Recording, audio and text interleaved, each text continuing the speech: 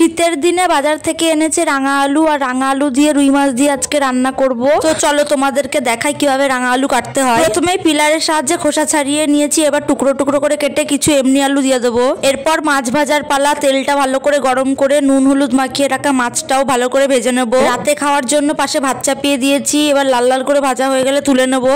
আলু আর রাঙা আলুগুলো ভালো করে ধুয়ে নিলাম যাতে কোনো ময়লা না থাকে। এরপর ফোড়নে 5 ফোড়ন আর কাঁচা লঙ্কা দিয়ে রাঙা আলু আর আলুগুলো দিয়ে দেবো তেলের মধ্যে। যেহেতু এটা রাঙা আলু তাই 5 ফোড়ন দিলাম, অন্য সময় তোমরা জিরে ফোড়ন দিতে পারো। নুন দিয়ে ঢাকা দিয়েছিলাম, এতে ভালো সিদ্ধ হয়ে গেছিল। এরপরে হলুদ আর জিরের গুঁড়ো দিয়ে ভালো করে নাড়াচাড়া করতে থাকবো।